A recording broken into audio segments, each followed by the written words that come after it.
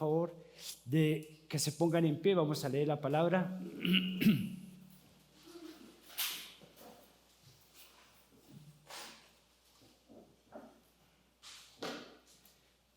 Vamos a tener un tema muy sencillo y muy práctico. Es una controversia que surge en todo punto, que es ¿por qué gente buena sufre cosas malas? Es algo que quiero que tengan en su mente. ¿Por qué gente buena? Creo que es una pregunta que nos hemos hecho muchos alrededor de lo que llevamos en nuestra vida cotidiana. ¿Por qué gente buena sufre cosas malas? Para eso vamos a estar estudiando el libro de Santiago. Vamos a ir al libro de Santiago, capítulo 1. Vamos al libro de Santiago y vamos a leer el verso 2 al verso 4 y nuestro estudio va a ser del 1 al 5, pero por el momento quiero que estemos en el verso 2 al verso 4. Dice la palabra del Señor: tengan por sumo gozo, hermanos míos, cuando se hallan en diversas pruebas, sabiendo que la prueba de su fe produce paciencia y que la paciencia tenga su perfecto resultado para que sean perfectos y completos sin que nada les falte. Padre, te doy gracias por tu palabra. Hoy, Señor, los que estamos acá estamos necesitados, Señor. Pero nuestra más y grande necesidad es parecernos mucho más a tu Hijo. Por eso es a través de tu palabra que tú nos ayudas, te revelas a nosotros. Y Padre, te pido que más que oidores hoy podamos ser hacedores de tus palabras conforme a tu voluntad, Señor. Confronta nuestras vidas, pero también anímanos, Señor, a que podamos avanzar más y más para la gloria tuya en Cristo Jesús. Amén y amén. Muy bien, podemos tomar asiento. Muchos de ustedes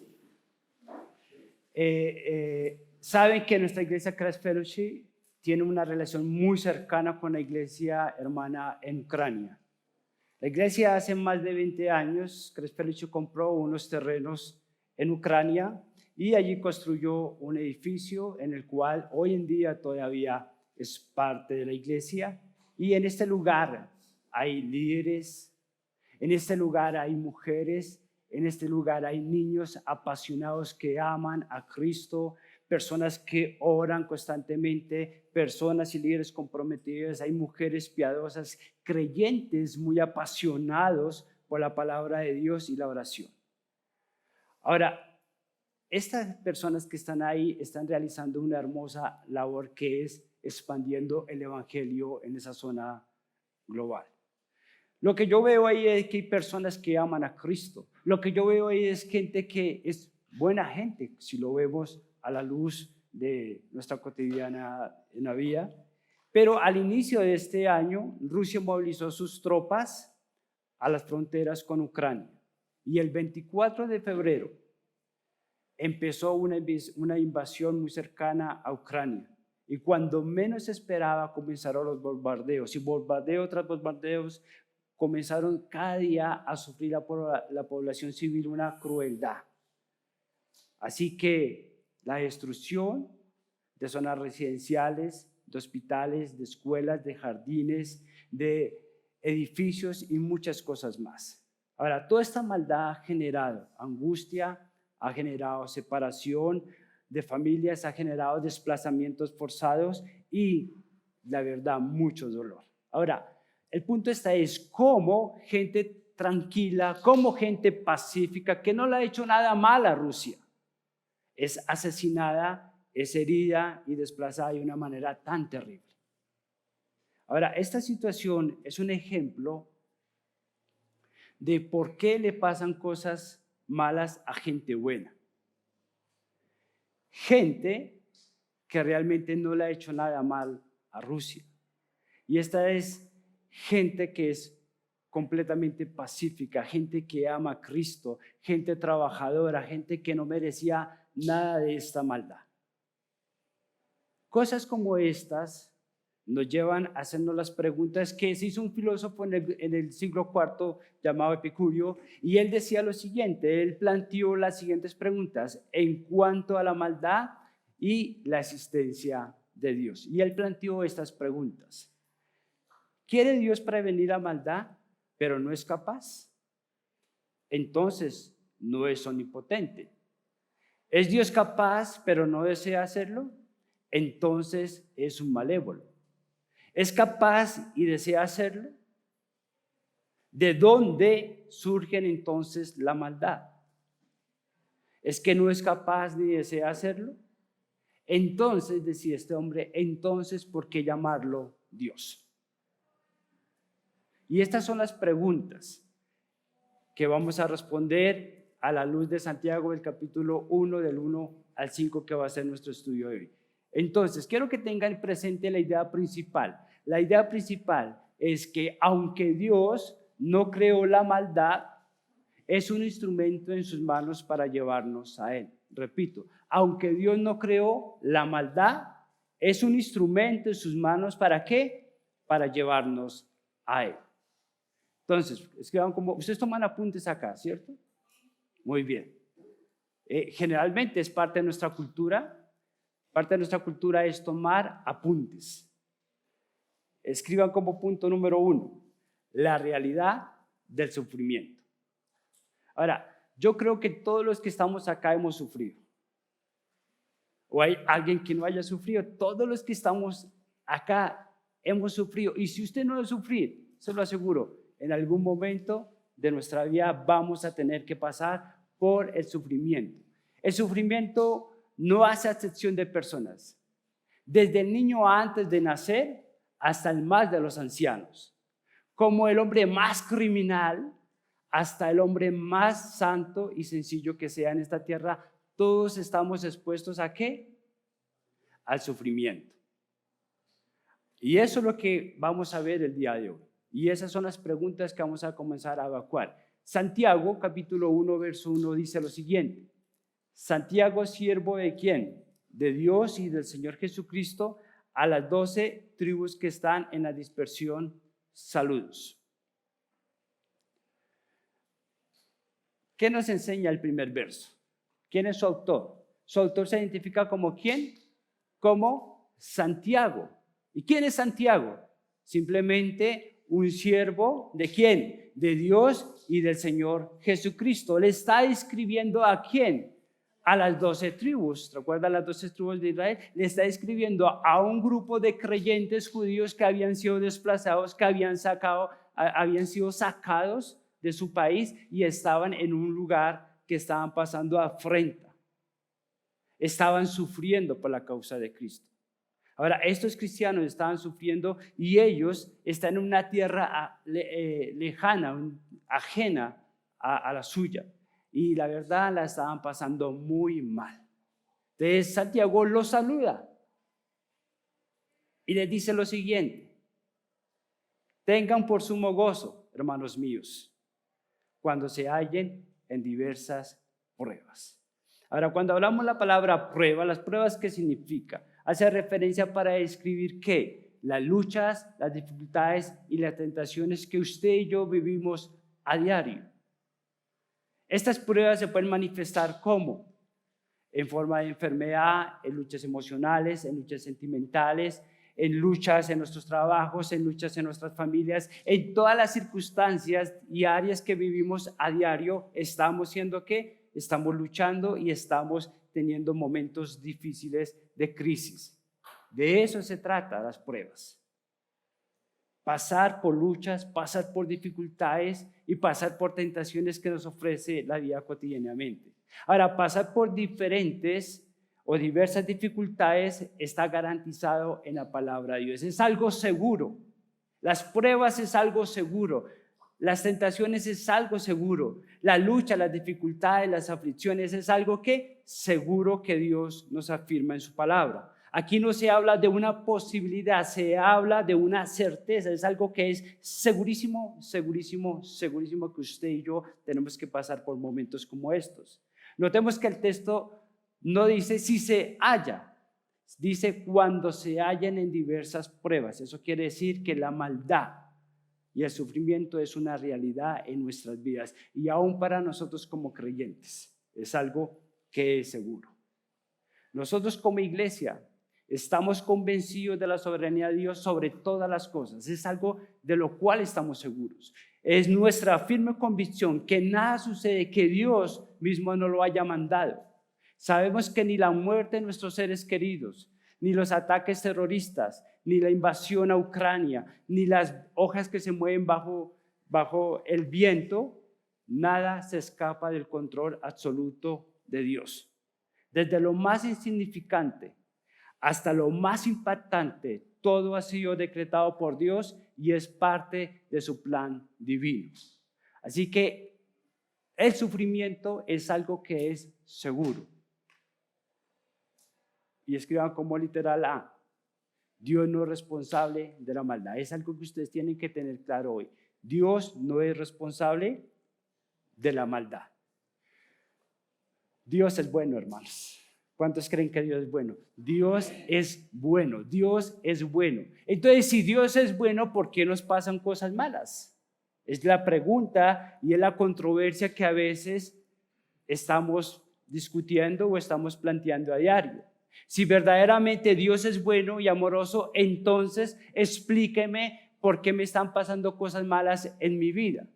¿Por qué mi matrimonio no se transforma? Si Dios es bueno, ¿por qué perdí mi hijo? Si Dios es bueno, ¿por qué entonces Dios no me contestó a la oración por mis padres o mis seres queridos en el momento en que más lo necesitaba?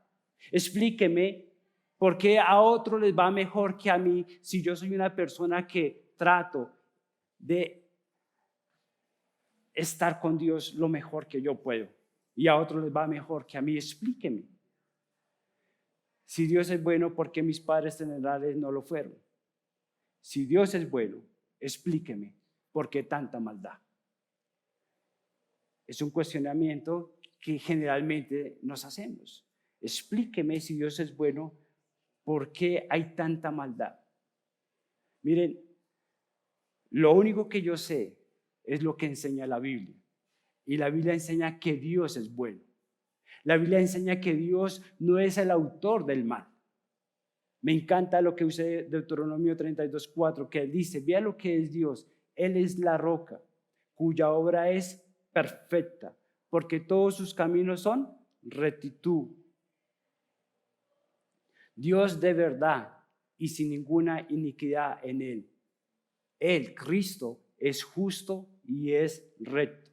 Hermanos, Dios hizo este mundo perfecto. La imperfección vino del abuso de nuestra perfección moral como criaturas. Por eso dice Salomón lo siguiente: he aquí, solamente esto he hallado, que Dios hizo al hombre ¿qué? Recto, pero ellos buscaron sus perversiones. Así que Dios no hizo el mundo en el estado en que se encuentra, sino que la entrada del mal fue producto de la desobediencia del hombre. Entonces, resumiendo, hay una realidad. ¿Cuál es la realidad? Que hay sufrimiento. Y también estamos viendo de que Dios no es responsable de esa maldad. Escriban como literal B. La maldad es la consecuencia del pecado. Hermanos, la maldad es simplemente el producto de la imperfección moral de una criatura que voluntariamente ha fallado a Dios al salirse del estándar de la perfección de nuestro Cristo. Hermanos, tenemos que odiar el pecado. El pecado es pecado. El pecado no es negociable. Nosotros somos una iglesia contemporánea. Nosotros somos una iglesia relevante. Pero eso no puede permitir de que no seamos una iglesia bíblica. Y si somos una iglesia bíblica, tenemos que hablar ¿de qué? Del pecado. Y pecado es pecado. El pecado no es negociable. A veces cree que porque tenemos luces, pantallas, tecnología y todo esto, a mí me quitaron mis hojas. Y ahora todo tiene que ser tecnología en la iglesia. Y me ha tocado luchar. Y ahí la llevo. Pero eso no nos deja de hablar qué es el pecado. Y pecado es pecado. El pecado no se negocia con nadie. Pero el punto está en que muchas veces no vemos el pecado como es, y menos en estos días. A veces llevamos al pecado a cosas como tan sencillas, como tan normales. Pensemos, si vamos con un chico hacia el centro comercial, y lo he visto, niños que van por el centro comercial corriendo y se cayó, ¿qué dice la gente? ¿Qué pecadito? A eso hemos bajado el pecado. Ojo, pecado es pecado. El pecado es horrible. El pecado lo odia a Dios. El pecado es algo que hay que llamarlo por su nombre, pecado. Pero ¿qué es lo hermoso de todo? Que Cristo murió por nuestros pecados. La fuente de maldad no es Dios, sino el pecado, o sea, la desobediencia a Dios. Y para esto quiero que veamos 3 manifestaciones de por qué nosotros sufrimos, por qué usted y yo sufrimos. Vamos a mirar 3 manifestaciones. Primero, nosotros sufrimos por las consecuencias de nuestro propio pecado. ¿Nosotros sufrimos qué? Por la consecuencia de nuestro propio pecado. Nosotros sufrimos por nuestras malas decisiones. Por eso experimentamos dolor, por eso experimentamos tristeza, por eso experimentamos miedo, impotencia y angustia. ¿Por qué? Por nuestro propio pecado es que muchas veces nosotros sufrimos, por nuestras malas decisiones, por las cosas que no estamos haciendo bien delante de Dios. Es que nosotros muchas veces sufrimos. Entonces, ¿por qué echarle la culpa a Dios? Por nuestros pecados. ¿Por qué culpar a Dios por mis pecados? Ahora, nosotros sufrimos por la consecuencia o por los pecados de otros. Cuando un ladrón nos roba, la culpa es de este berraco que nos robó, pero a la final muchas veces nosotros sufrimos por los pecados de otros. La gente pregunta, y yo he escuchado preguntas, y una de las preguntas más normales que yo he visto de cuestionamiento hacia Dios, en la maldad y la soberanía de Él, es ¿por qué Dios permite que la gente muera de hambre? ¿Y a dónde dirigen sus miradas? A África. Y eso lo escucho en las mesas de los papás, en los comedores, cuando el bebé no quiere comer. ¿Qué le dice? Mi hijo, trague, no se puede decir acá, coma. Mire que en África hay niños muriendo de hambre y pobrecitos y lo hacen comer.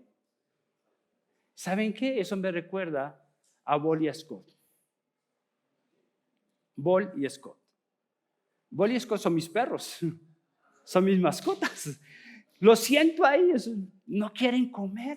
Ellos son difíciles para que coman. Y yo les digo, miren, Ball y Scott, en África hay tantos perritos aguantando hambre, desnutridos, y usted aquí lleno de pepitas y de galletas y no comen. ¿Saben por qué la desnutrición de esta gente? ¿Sabe por qué esta gente en África y en estos países sufren? Porque tienen como ídolo una proteína, la vaca. Y el manjar para ellos son las ratas. Eso hace de que haya desnutrición, eso hace de que esta gente, por la aprobación, por la ideología de ellos, por su religión, hacen de que ellos sufran. Entonces, ¿por qué culpar a Dios de los pecados de otros? También se sufre por la persecución. Los cristianos, hermanos, fueron perseguidos. Los cristianos de verdad, y la historia nos lo muestra, fueron mártires que entregaron la vida por Cristo. Ellos realmente fueron al circo romano, ellos eran echados, ellos eran jugados con ellos eran empalados, ellos sufrieron persecución. Ahora recordemos que Cristo fue perseguido. Recordemos que Cristo fue crucificado. Recordemos que Cristo fue muerto, pero también recordemos que Cristo resucitó para darnos vida eterna. Pero Él, Cristo, sufrió persecución. Hermanos, debemos esperar, usted y yo, persecución por el Evangelio. No le caemos bien a todos. Ahora, el problema es qué clase de cristiano eres. Porque hoy en día está de moda ser cristiano. ¿Realmente eres un cristiano? ¿Eres un hijo de Dios? ¿Realmente eres sal y luz en esta tierra? Porque si lo eres, vas a tener persecución. Ahora, en la historia nos muestra que los echaban a que los leones se los comieran. eran aserrados, eran crucificados, hoy por muchos. ¿Sabe cuál es nuestra persecución? Que nos borren del Facebook. O no nos respondan el Instagram. Es lo último. Hermanos, usted y yo tenemos que tener la convicción de que en Cristo, pase lo que pase, tendremos seguridad. La gente está preocupada por lo que pase ahorita en el país. No importa lo que pase en nuestro país, porque estamos en Cristo. Y nada, así venga lo que venga, estamos seguros que estamos con un gran pastor. Y es el pastor de pastores y es nuestro Señor Jesucristo. Y nada nos faltará. Y Él nos va a llevar y nos tendrá en sus delicados pastos. Así que debemos entender que la naturaleza santa y pura del Evangelio es ofensiva a este mundo. La gente quiere escuchar que son buenos, la gente quiere escuchar es que cada ratico le podemos decir que son buenos, que son buena gente, que son unos piros. Y ellos quieren escuchar que son buenos, pero uno dice, no, pero hay gente mala. Sí, es que la sociedad los corrompe. Eso es lo que quieren escuchar. La gente no le gusta que le digan que es un pecador. A la gente no le gusta decirles que no son nada sin Dios. Se ofenden. ¿Saben una cosa? Si yo cojo y los abrazo a todos ustedes acá y le digo, cantemos todos, y todos somos conscientes, digamos todos, somos pecadores. ¡Fácil! Pero si yo te cojo y te confronto y te digo, tú eres un pecador, no eres nada, eres un depravado, no tienes nada bueno en ti, se va a ofender. Y eso eres tú. Ese soy yo. Somos pecadores. Es fácil cuando estamos en comunión. Es fácil levantarlos, ustedes digan, todos somos pecadores inmediatamente. Pero cuando te confrontan tu pecado, cuando te dicen en qué estás fallando, es otra cuenta. Te vas a ofender. Y la verdad, quiero decirle la verdad, no hay nada bueno en nosotros. La verdad, todos nos hemos desviado. La verdad, no hay quien busque a Dios. Así que la maldad de este mundo es por nuestro pecado. La maldad es la consecuencia del pecado. Por eso me encanta lo que dice Romanos, porque la paga del pecado, la consecuencia del pecado es ¿qué? Muerte. ¿Para quiénes? Para los que están sin Cristo.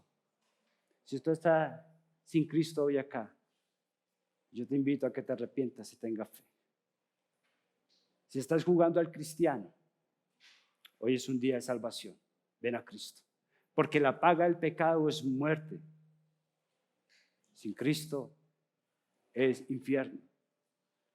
¿Y qué los cristianos? Y también todos los que quieren vivir piadosamente, usted y yo, que nos esforzamos en la gracia de nuestro Señor Jesucristo, padeceremos persecución. Pero no importa lo que venga. ¿Saben qué? Vamos a confiar porque Cristo ha vencido. No importa que haya persecución, Cristo ha vencido. Cristo nos sostendrá con la diestra de su justicia. Así que la idea principal es ¿cuál? Que aunque Dios no creó la maldad, es un instrumento en sus manos ¿para qué? Para llevarnos a Él. Entonces hemos visto dos puntos, un punto, que es la realidad del sufrimiento y dos, la respuesta al sufrimiento. Yo tengo donde mirar, que me falta. Cuando me pase me avisan, porfa. Allá en Bogotá me corta, me baja. La respuesta al sufrimiento. Entonces, el segundo punto es la respuesta al sufrimiento. La realidad del sufrimiento es algo que es veraz y eficaz. Y dos, la respuesta al sufrimiento. ¿Cómo vamos a responder cuando estemos sufriendo? ¿Qué dice Santiago? Tengan por sumo gozo, hermanos míos, cuando se hallen ¿qué? En diversas pruebas. Santiago, me encanta lo que dice hermanos míos. Así que este mensaje es ¿para quién? Para los cristianos, para los creyentes, para los que están en Cristo. Así que la primera dirección que Santiago da a estos hermanos es que en medio de las pruebas es que usted y yo nos debemos gozar. En medio de las pruebas debemos estar felices, alegres. La respuesta al sufrimiento debe ser gozo para todos aquellos que hemos depositado nuestra confianza en Cristo como nuestro Señor y Salvador. Solamente los que estamos en Cristo. ¿Por qué los demás no? Porque Dios nos dará esa paz que sobrepasa todo entendimiento, que guardará en Cristo Jesús nuestros corazones. Cosas que nos pasan horribles, momentos difíciles, lo que tú estás viviendo ahorita, solamente usted puede sentir ese gozo, esa confianza, porque Cristo guarda sus corazones. Así que la pregunta es, ¿por qué se nos manda a tener gozo? ¿Quién puede alegrarse en medio de las dificultades de la vida? Si lo último que viene a nuestra vida en medio de la dificultad es el gozo. Los sentimientos que vienen son de angustia, de dolor, de desespero, de impotencia, de pánico. Es lo que viene en vez de ponernos nosotros contentos cuando estamos en una calamidad o en un momento difícil que estamos sufriendo. Así que la orden es que tengamos gozo. La orden es que nos alegremos, que nos deleitemos y que disfrutemos. ¿Saben por qué se nos manda a tener gozo en medio de las pruebas? ¿Saben por qué? Porque las diversas pruebas pueden ser el cincel que Dios esté usando en la vida de uno de sus hijos para plasmar un carácter más manso, misericordioso, bondadoso, amoroso, humilde y pacífico, capaz también de ayudar a otros cuando pasen por situaciones similares. Es por eso que se nos manda a tener gozo en medio de las tribulaciones. Entonces, primero, la realidad del sufrimiento. Segundo, la respuesta al sufrimiento. Y tercero, el resultado del sufrimiento. Hermanos, hay una realidad del sufrimiento. Dios no es responsable por el mal. Hay una respuesta al sufrimiento, que es gozo cuando estemos en el Señor. Y luego hay un resultado que es el fruto espiritual. Escriban como literal del tercer punto, fruto espiritual, sabiendo que la prueba de su fe produce paciencia y que la paciencia tenga su perfecto resultado, para que sean perfectos y completos sin que nada les falte. Paciencia es la capacidad de soportar o llevar una carga. Así que en medio de las dificultades debemos aprender que, hermanos, a confiar que Dios cuida de nosotros. Y esto se lo quiero dejar claro a ustedes. Dios cuida de nosotros. Dios cuida de nosotros. A veces se nos olvida, hermanos. Dios cuida de nosotros. Nosotros somos sus hijos y Él ha prometido que nos cuidará. Él ha prometido que nada nos faltará. Él ha prometido que nunca nos va a dejar y nunca nos va a desamparar. Él cuida de nosotros.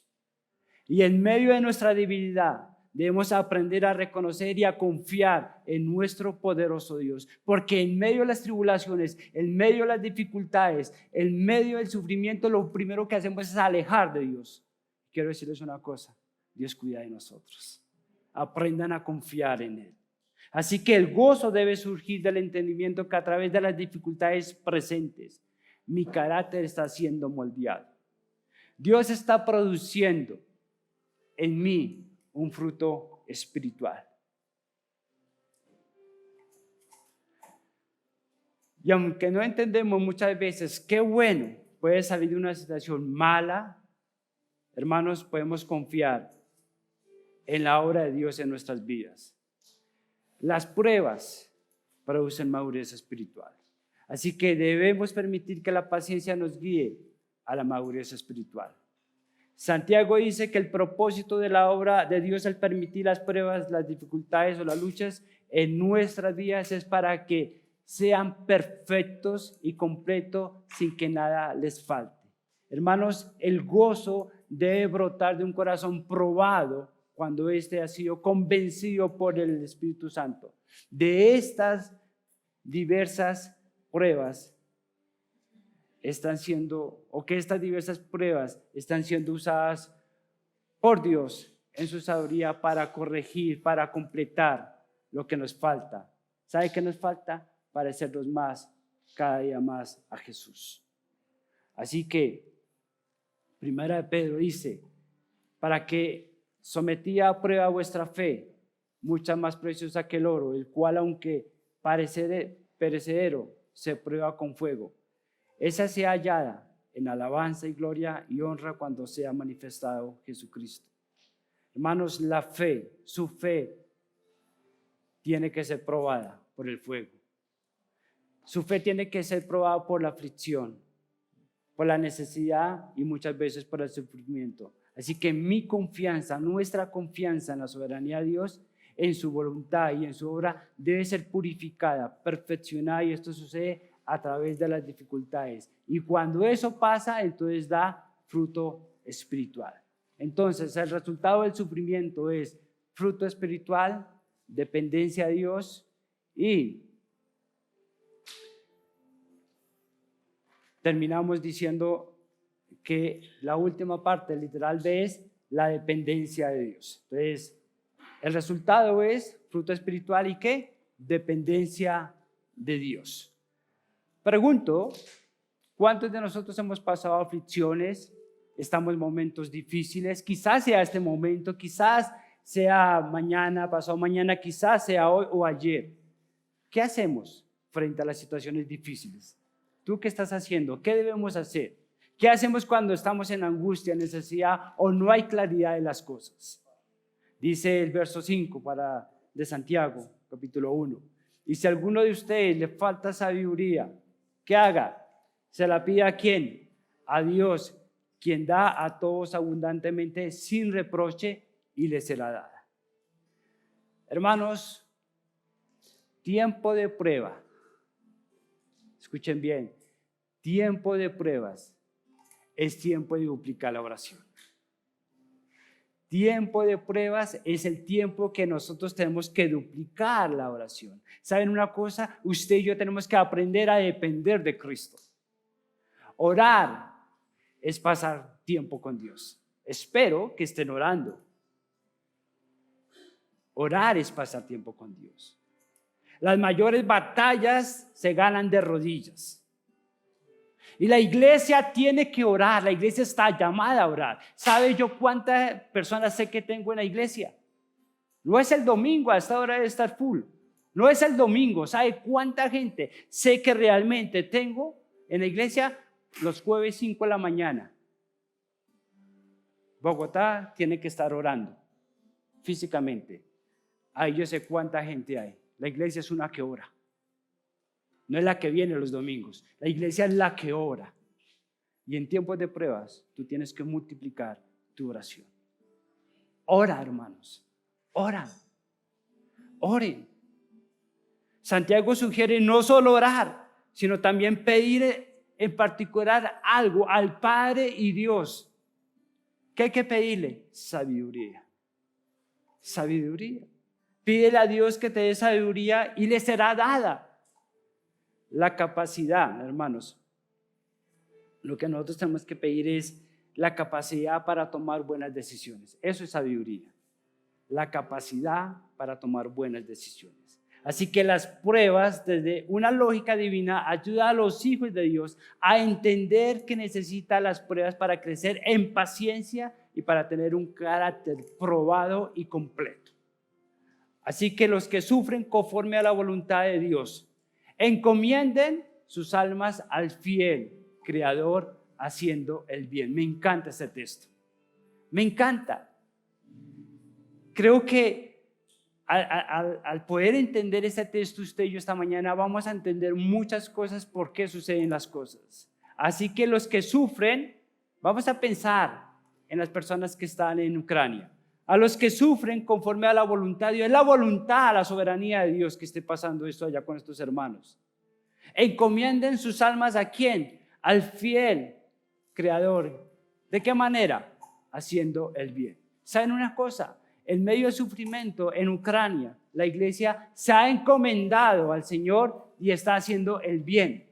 Muchas personas, hoy en día, esta foto que ven ahí, esa es la iglesia, esa es la foto más reciente en Ucrania. A esta hora, esa iglesia está recibiendo gente que no conocía de Cristo y los están refugiando en el sótano de la iglesia. Ellos están recibiendo alimentos, ellos están recibiendo una ayuda espiritual y emocional. La iglesia se ha convertido en un centro de vocación hacia Polonia. Inclusive el pastor Alonso, el pastor de Campus Globales, ustedes lo conocen. En pocos días ya se le encomendó la tarea de ir a Polonia, a llevar ofrendas, llevar dádivas, a llevar muchas cosas de sus corazones para ir a ayudar a sus hermanos que están allá pasando aflicción. ¿Y sabe qué es lo que más me encanta? ¿Sabe qué es lo que más me encanta? Que la iglesia es la esperanza para el mundo. La iglesia es la esperanza para el mundo. La iglesia es columna y baluarte de la verdad. La iglesia es un lugar de celebración de que Cristo murió, que Cristo resucitó y que Cristo nos da la victoria porque Cristo venció. Eso es la iglesia. La iglesia es la respuesta a muchas oraciones. La iglesia es la respuesta a las necesidades de este mundo. La iglesia es llamada a alcanzar, a influenciar a otros. La iglesia debe salir de este lugar y llevar fe, esperanza y amor a aquellos hogares que se están acabando hoy. Aquellas familias que no tienen que comer. La iglesia debe ser la respuesta a las necesidades de este mundo. La iglesia debe salir. Por favor, eso es lo que hacemos en Alcance de la Comunidad. Debemos salir de este lugar y llevar fe, esperanza, amor. Debemos ser influencia. La iglesia es y debe ser un refugio seguro. Ustedes están acá en Cristo. Esta es la iglesia, pero la iglesia debe ser el lugar más espectacular que usted tenga. Es lo mejor. Noten cuando una persona está en problemas, en situaciones, en aflicciones, que debe buscar la iglesia, porque es un lugar seguro. Y la iglesia debe ser ese lugar.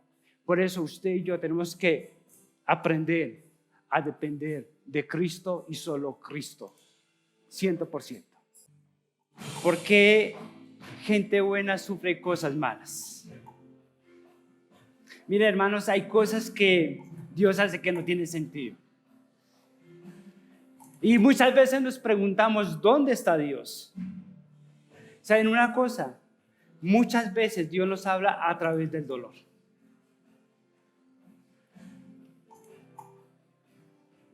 Yo tengo 2 hijos, Mateo y Sara, ya muy grandes, ya muchachos.